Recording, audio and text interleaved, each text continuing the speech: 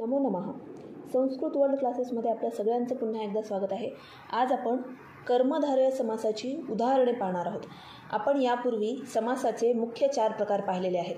कर्मधारय समास, द्वंद्व समास, अव्ययभाव समास आणि बहुव्रीही समास. हे 4ही मुख्य प्रकाराचा अभ्यास आपण केला होता. या चॅनलवरती नवीन आहेत त्यांच्यासाठी याच व्हिडिओच्या खाली आधीच्या समास प्रकरणाच्या लिंक दिलेल्या आहेत. त्या लिंकवर जाऊन तुम्ही समास या प्रकरणाचा अभ्यास करू शकता. यामध्ये 4ही मुख्य प्रकार समासाचे तुम्हाला दिसतील. आजच्या या भागामध्ये आपण कर्मधारय समासाची काही आणखीन उदाहरणं पाहणार आहोत, ज्यामुळे तुम्हाला कर्मधारय समास अजून चांगल्या प्रकारे समजू शकतो.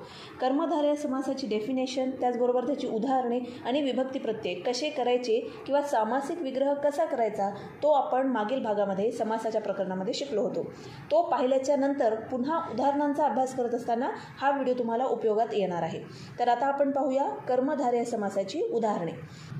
तत्पूर्वी चॅनलला लाईक करा, सबस्क्राईब करा आणि आपल्या मित्रमैत्रिणींना सुद्धा हे व्हिडिओज शेअर करत जा, जेणेकरून त्यांनासुद्धा ग्रामरचे जे भाग कठीण जातात, व्याकरणाचा जो भाग कठीण वाटतो तो त्यांच्यासाठी सोपा होऊन जाईल.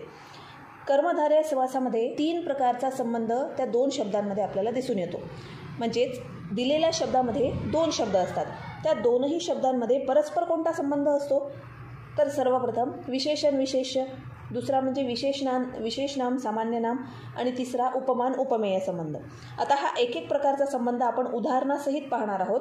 जर या 3ही प्रकारचा संबंध या 2 शब्दांमध्ये परस्पर संबंध असेल, या 2ही शब्दांमध्ये अशा प्रकारचा परस्पर संबंध दिसून येत असेल तर ते उदाहरण कर्मधारय समासाचं असतं. रक्तपुष्पम. रक्तपुष्पम म्हणजे लाल फूल. रक्तम म्हणजे लाल रंग आणि पुष्पम म्हणजे फूल. लाल रंगाचे फूल यामध्ये विशेषण विशेष्य हा संबंध दिसून येतो आहे. फूल हे काय आहे तर विशेष्य आहे आणि त्याच्याबद्दल विशेषण काय सांगितलेलं आहे तर हे फूल लाल रंगाचं आहे, म्हणून तो शब्द एकत्रितरित्या तिथे आलेला आहे रक्तपुष्पम. तर याचा विग्रह करीत असताना 2ही शब्द आपण प्रथमा विभक्तीत लिहत असतो. तुम्ही जर कर्मधारय समासाचा मागील व्हिडिओ पाहिला असेल, जर व्यवस्थित काळजीपूर्वक ऐकला असेल तर त्यामध्ये मी आपल्याला सांगितलेलं आहे विग्रह करत असताना 2ही शब्द प्रथमा विभक्तीत घ्यायचे. पण प्रथमा विभक्तीत घेत असताना ते एकवचनी आहेत, द्विवचनी आहेत का बहुवचनी आहेत ते आपल्याला लक्षपूर्वक बघायचं आहे. आता इथे आपल्याला एकच फूल दिसत आहे. शेवटचा शब्द बघा पुष्पम. पुष्पम हा शब्द नपुंसक लिंगी चालतो, मग त्यासाठी येणारं विशेषणसुद्धा नपुंसक लिंगीच चालतं. रक्तपुष्पम. मग रक्तम हा शब्दसुद्धा आपण वनमप्रमाणेच चालवणार आहोत. मी पुन्हा एकदा सांगते आहे, शेवटचा जो शब्द आहे पुष्पम म्हणजे जे विशेष्य आहे ते जर का नपुंसक लिंगी असेल तर त्याच्यासाठी येणारं विशेषणसुद्धा नपुंसक लिंगीच चालतं. म्हणजे पुष्प हा शब्द जर का वनमप्रमाणे चालणार असेल, वनम या नामाप्रमाणे चालणार असेल, वनम वने वनानी, पुष्पम पुष्पे पुष्पाणी, तर त्यानुसार त्याच्यासाठी आलेलं विशेषणसुद्धा रक्तम रक्ते रक्तानी अशा पद्धतीनेच चालेल. आता इथे फूल एकच असल्यामुळे आपल्याला एकवचनीच पुष्पम लिहावं लागेल, जसं वनम त्याप्रमाणे पुष्पम, म्हणून रक्त हा शब्दसुद्धा आपण रक्तम असा लिहिलेला आहे. रक्तम पुष्पम, लाल फूल, म्हणून हा इथे झालेला आहे कर्मधारय समास, कारण 2ही शब्दांमध्ये विशेषण विशेष्य संबंध आहे. स्थूल पुरुषः. एकत्र शब्द बघा लाल रंगामध्ये दिलेला, स्थूल पुरुषः. स्थूल पुरुष म्हणजे काय तर लठ्ठ माणूस. लठ्ठ माणूस आपल्याला इथे दिसत आहे. त्या माणसाचं वैशिष्ट्य या ठिकाणी स्थूल शब्दाने सांगितलेलं आहे. म्हणजेच काय तर पुरुष हे विशेष्य आहे आणि त्याच्याबद्दल काय सांगितलेलं आहे, तो माणूस कसा आहे, जाड आहे, बारीक आहे, तर हे त्याचं विशेषण झालं. म्हणून स्थूल हा शब्द त्या पुरुषासाठी आलेला असून पुरुष तिथे एकच आहे, म्हणून पुरुष हा एकवचनी चालणार आहे आणि त्या स्थूल हे विशेषण त्या पुरुषासाठी आलं असल्यामुळे ते सुद्धा पुल्लिंगीच चालेल देवप्रमाणे. पुरुष हा शब्द जसा पुल्लिंगी देव नामानुसार चालेल, त्याचप्रमाणे स्थूल हा शब्दसुद्धा पुरुषासाठी आलेला आहे, म्हणून स्थूल हा शब्द एकवचनी देवप्रमाणे प्रथमा विभक्तीत आपल्याला घ्यायचा आहे. स्थूलः पुरुषः.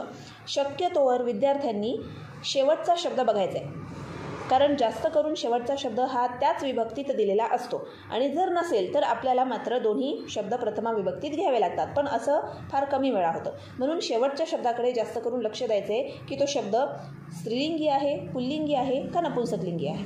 तर आता पुढील उदाहरण आहे दीर्घयष्टिका. दीर्घयष्टिका म्हणजे काय, लांब काठी. दीर्घ म्हणजे लांब आणि यष्टिका म्हणजे काठी. आता इथे शेवटचा शब्द आहे यष्टिका. यष्टिका आकारांत शब्द आहे आणि जास्त करून आकारांत शब्द हे मालाप्रमाणे चालणारे असतात, म्हणजेच स्त्रीलिंगी असतात. तर जर का यष्टिका हा शब्द स्त्रीलिंगी आहे तर त्यासाठी आलेलं विशेषणसुद्धा स्त्रीलिंगी असणार आहे.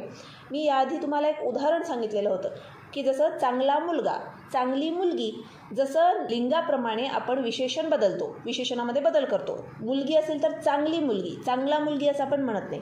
तर त्याचप्रमाणे लांब काठी, इथे दीर्घा हा शब्दसुद्धा यष्टिकाला धरून दीर्घा यष्टिका असं होणार आहे. म्हणजेच तो सुद्धा आकारांती होणार आहे. म्हणून इथे दिलेला आहे दीर्घा यष्टिका. आणि एकच काठी असल्यामुळे मालाप्रमाणे एक वचनात चाललेला हा शब्द आहे. जर का अनेक काठ्या असत्या तर माला या शब्दाप्रमाणे माला, माले, मालाहा, यष्टिका, यष्टिके, यष्टिकाहा असं झालं असतं. परंतु एकच काठी असल्यामुळे यष्टिका हे एकवचन आहे आणि त्याचबरोबर दीर्घ या शब्दाचं सुद्धा एकवचन दीर्घा असं झालेलं आहे. पुढे हरित शुकाहा. हरित शुकाहा म्हणजे हिरवे पोपट. आता इथे पोपट आपल्याला 3 दिसून राहिले. एकवचन, द्विवचन, बहुवचन. 3 किंवा 3पेक्षा जास्त असेल तर ते बहुवचनामध्ये येतात. आता शुक हा शब्द इथे आपल्याला देवसारखा चाललेला दिसतोय. शुक म्हणजे पोपट, अकारांत पुल्लिंगी हा शब्द आहे शुकः, म्हणून हा देवप्रमाणे चालेल. देवः देवौ देवाहा, शुकः शुकौ शुकाहा, म्हणून इथे झालेला आहे हरित शुकाहा. अनेक पक्षी आहेत. आता हरित हा शब्द हिरवे पोपट हे त्याचं विशेषण आहे. मग विशेषणसुद्धा आपल्याला पुल्लिंगी बहुवचन चालवावं लागणार आहे. हरिता हा शुकाहा, कारण एका पोपटासाठी आलेला नाही आहे हिरवा शब्द, तर हिरवा शब्द हा अनेक पोपटांसाठी आलेला आहे. म्हणजेच काय, हिरवे पोपट अनेक वचनी झालेला आहे. म्हणून आपल्याला शुकाहाप्रमाणे हरित या शब्दाला सुद्धा अनेक वचनी करावं लागलेलं आहे. विविध वर्णाहा, विविधाहा वर्णाहा. विविध हा शब्दसुद्धा, वर्ण म्हणजे काय तर रंग, आणि वर्ण अकारांत पुल्लिंगी शब्द चालतो, रंग. वर्ण, वर्णौ, वर्णाहा. तसंच विविधः, विविधौ, विविधाहा. अनेक प्रकारचे वर्ण आहेत म्हणजे रंग आहेत, त्याच्यामुळे विविध हा शब्द अनेक वचनी आलेला आहे. म्हणून अनेक प्रकारचे वर्ण, विविधाहा वर्णाहा असा शब्द चालतो. उन्नत वृक्षाहा, उंच वृक्ष. वृक्ष किती आहेत तर खूप आहेत. उंचच उंच वृक्ष आहेत असं आपण म्हणतो. तर त्या पद्धतीने उन्नताहा वृक्षाहा, 2 शब्द जर का वेगळे केले आपण तर त्या पद्धतीने विशेषणसुद्धा विशेषाप्रमाणे अनेक वचनामध्ये इथे केलेलं आहे. उन्नताहा वृक्षाहा. तर त्यासाठी आपल्याला देव, वन, माला हे टेबल माहीत असणं अतिशय गरजेचं आहे. कारण त्यानुसार आपल्याला एकवचन, द्विवचन, बहुवचन तर करायचंच आहे, पण त्या पद्धतीने आपल्याला लिंग ओळखूनसुद्धा विभक्ती कोणती घ्यायची हे माहीत असणं गरजेचं असतं. आणि म्हणूनच मुलांना आग्रह केला जातो की टेबल आपल्याला आले पाहिजे कोणतेही. निदान हे बेसिकचे मेन मुख्य 3-4 टेबल तरी आपल्याला यायलाच पाहिजे.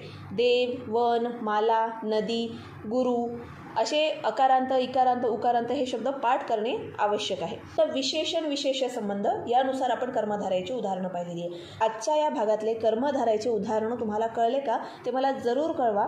नवीन असाल चॅनलवर तर नक्की सबस्क्राईब करा, लाईक करा. त्याचबरोबर आपल्या मित्रमैत्रिणींना हा व्हिडिओ शेअर करा जेणेकरून त्यांनासुद्धा व्याकरणाचा भाग हा समजेल. तर पुढे अजून आपल्याला उदाहरणं पाहायची आहेत. पुढील भागामध्ये आपण लवकरच भेटूया. तोपर्यंत नमो नमः.